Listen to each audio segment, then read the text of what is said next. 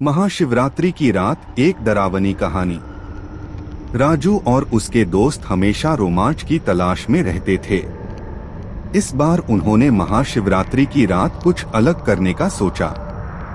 गांव के बाहर एक पुराना उजड़ा हुआ शिव मंदिर था, जिसके बारे में कहा जाता था कि वहां रात में कोई नहीं जाता।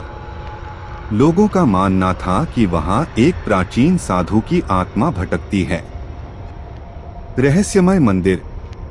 राजू, सोनू और विक्रम ने तय किया कि वे महाशिवरात्रि की रात उस मंदिर में जाकर वहां रुकेंगे। गांव के बुजुर्गों ने उन्हें बहुत मना किया, लेकिन वे नहीं माने। रात के करीब 11 बजे वे मंदिर पहुंचे। अंदर घुसते ही उन्हें एक अजीब सी ठंडक महसूस हुई। मंदिर का वातावरण बेहद भयानक था। चारों ओर टूटी हुई मूर्तियां और जली हुई धूप बत्तियां बिखरी पड़ी थीं। अजीब घटनाएं शुरू होती हैं। जैसे ही वे शिवलिंग के पास पहुंचे, अचानक घंटियां अपने आप बजने लगी। तीनों ने एक दूसरे की ओर घबराई नजरों से देखा। तभी मंदिर के कोने में एक धुंधली परछाई दिखी। वह धीरे धीरे उनकी ओर बढ़ने लगी। उनकी सांसें थम गईं। सोनू ने हिम्मत जुटाकर टॉर्च जलाने की कोशिश की, लेकिन बैटरी काम नहीं कर रही थी। विक्रम ने मोबाइल की फ्लैशलाइट ऑन की और तभी वे देख सकते थे एक वृद्ध साधु जैसी आकृति, जिसकी आंखें जलती हुई अंगारों जैसी लग रही थीं। भयानक मंजर। आकृति धीरे धीरे मंदिर के गर्भगृह से बाहर आई।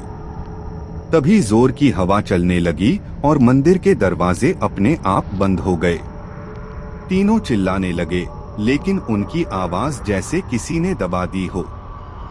साधु की आत्मा ने कर्राहट भरी आवाज में कहा, यह स्थान अशुद्ध हो चुका है। जो भी यहाँ आएगा, उसे इसकी सजा मिलेगी। अचानक राजू की आंखों के सामने अंधेरा छा गया, और जब उसकी आंखें खुली तो वह मंदिर के बाहर पड़ा था। उसके दोस्त सोनू और विक्रम बेहोश पास ही पड़े थे। सुबह के सूरज की पहली किरण के साथ गांव वाले वहां पहुंचे और उन्हें होश में लाने की कोशिश की। जब उन्होंने अपनी रात की कहानी सुनाई तो गांव के सबसे बुजुर्ग व्यक्ति ने कहा, वह साधु कोई साधारण आत्मा नहीं थी। वह वर्षों पहले इस मंदिर की रक्षा करता था, लेकिन कुछ लोगों ने उसकी हत्या कर दी थी। तभी से हर महाशिवरात्रि की रात वह आत्मा यहाँ प्रकट होती है। अंतहीन रहस्य।